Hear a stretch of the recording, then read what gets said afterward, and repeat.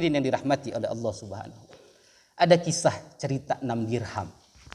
Mungkin semuanya banyak dengar cerita ini.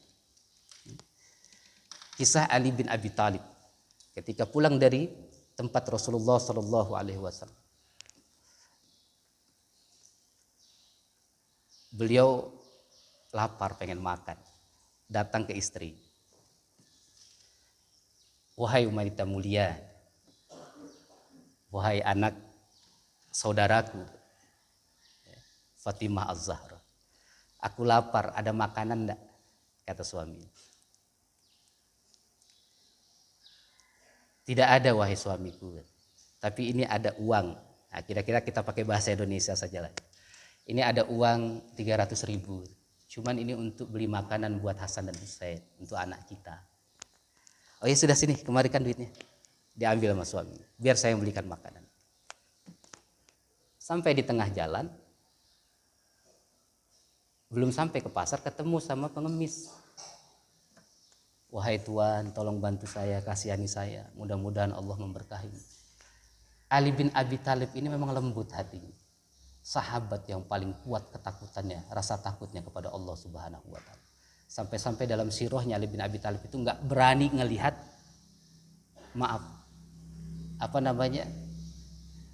fartnya sendiri, nggak berani dia melihat. Nggak berani melihat kemaluan sendiri. Begitu lembutnya hati Ali bin Abi Thalib. Nggak bisa ngelihat orang kalau pemainnya kesusahan seperti ini. Jangankan dia meminta, nggak minta pun kalau dilihat susah dikasihkan. Akhirnya nggak pikir panjang, dikasih aja duit 300.000. Lalu dia pulang. Tanyalah istrinya, ya suamiku, mana makanan yang katanya kamu mau beli itu? Tidak ada. Nangislah Fatimah ini. Kenapa? Karena itu uang untuk makan anaknya. Pak, hati-hati ya. Kalau istri kita nangis, masih sebabnya karena kita lupa belikan baju baru untuknya, itu biasanya aman aja.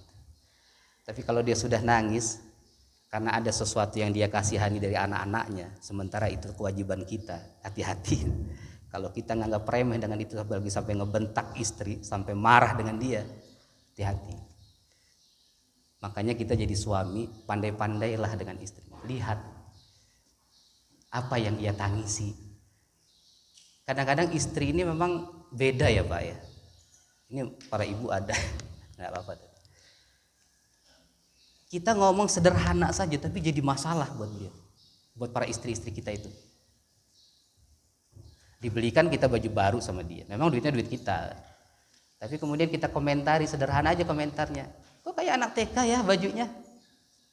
Marah dia, kesal hatinya, sedih hati. Kita nggak tahu perjuangannya gimana dia nyari baju itu, sampai ngajak temannya minta anterin biar surprise buat kita, jadi nggak nganterin suami dan sebagainya. Kadang-kadang kita para suami ini kurang pandai berterima kasih, meskipun katakanlah itu uang kita. Sering-seringlah mengucapkan terima kasih kepada istri kita, apalagi masya Allah belahan jiwaku yang sudah ngurusi anak-anakku gitu.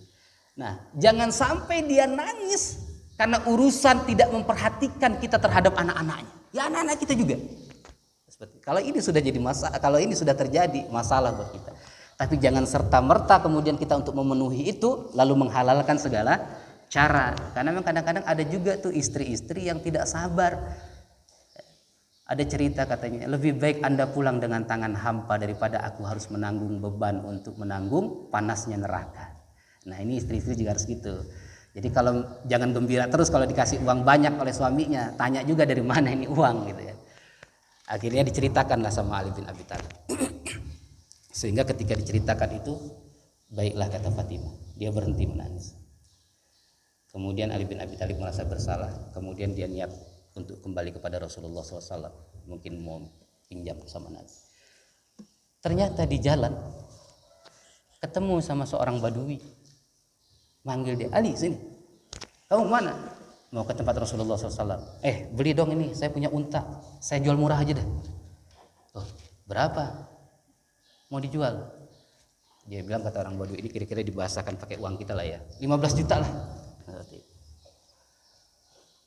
Wah mana ada saya uang segitu, orang saya ini lagi butuh uang. Ayo sudahlah gampang aja kalau soal uang, penting pokoknya kamu beli ini, bawalah sudah. Gitu kan. Dia bingung juga, akhirnya udah dia bawa aja di jalan. Sambil dia mikir-mikir dari mana caranya uang ini. Mungkin dah saya jual aja lah gitu. Belum sampai di tengah pasar kemudian ada lagi seorang Badui yang datang. Hei Ali, mau kemana kamu? Nah ada ini mau jual unta. Unta kamu itu? Iya katanya gitu kan. Berapa mau kamu jual? Ya 50 juta lah. Dia sambil mengeluarkan gitu aja kali. Ternyata orang Badui ini nggak nawar, langsung beli aja. Oh gitu, bagus unta kamu ini, sudah dikasih cash 50 juta. Seperti itu. Kaget lah Ali kan. Nanti dulu saudaraku lihat dulu ini. Udahlah saya percaya dengan kamu ini, unta-unta bagus ini. Dibeli 50 juta. Lalu sambil dalam perjalanan itu dia berpikir, nah cepatnya gitu seperti itu ya. Sampai akhirnya dia pergi kepada istrinya, lalu kemudian dia ceritakanlah pada istrinya ini sambil ngasih duit, tentu senyum-senyum lah ya, ada duit banyak kan, istri senyum-senyum. Nah, tapi istri nanya, ini dari mana ini duit banyak ini wahai suamiku? Ceritalah Ali, begini kisahnya. Akhirnya kata Fatimah, baiklah kalau gitu wahai suamiku. Seperti itu. Lalu kemudian dia menceritakan, datang kepada Rasulullah menceritakan kejadian itu. Begitu disambut oleh Nabi SAW, selamat wahai saudaraku, apa kabar engkau hari ini? Gimana? Apakah engkau yang akan memberikan kabar atau aku yang akan memberikan kabar? Kata Nabi SAW. Apa Ali bilang? Engkau saja wahai Rasulullah. Baiklah. Tahukah kamu siapa kedua orang Badui itu? Langsung Nabi bilang begitu aja. Dia bingung kan? Hanya Allah dan Rasulnya yang tahu wahai Rasulullah SAW. Ia adalah malaikat. Ia adalah malaikat. Beruntunglah engkau karena telah langsung dibantu oleh Allah Subhanahu wa taala atas kebutuhannya. Bu, Pak, udah selesai kah cerita kayak gitu sampai hari ini nggak ada lagi akan terulang? Banyak Bu, banyak cerita seperti itu yang kita nggak tahu. Mungkin ada di antara kita yang pernah ngalami baru 6 bulan, belum sampai 1 tahun, datang ke tempat sahabat ini, lalu kemudian bilang, Afwan ya, minta maaf saya janji cuma 2 bulan ini, saya mau bayar hutang. Hutang itu cuma 2 juta. Udah 6 bulan, kelupaan, janjinya 2 bulan. Tapi apa kata teman ini? Utang. Kapan kamu utang? Dia bingung. Loh, belum sampai 1 tahun kita pinjam duit 2 juta sama dia. Tapi ketika kita mau bayar sudah telat, janji 2 bulan ternyata harus 6 bulan kita bayar. Datang ke rumahnya dia bilang, nggak ada saya ngasih pinjaman sama kamu, nggak ada. Loh waktu ketemu itu loh, saya bilang kan minta pinjam duit nanti saya ganti dulu. Nggak ada dia ngerasa minjamkan. Banyak Pak cerita-cerita seperti itu. Siapa yang minjamkan itu? Kalau Allah Subhanahu wa taala sudah berperan atas segala kebutuhan kita, Masya Allah. Bapak Ibu yang dirahmati oleh Allah Subhanahu wa taala, banyak kisah-kisah bagaimana kita dicukupkan oleh Allah Subhanahu wa taala dengan caranya.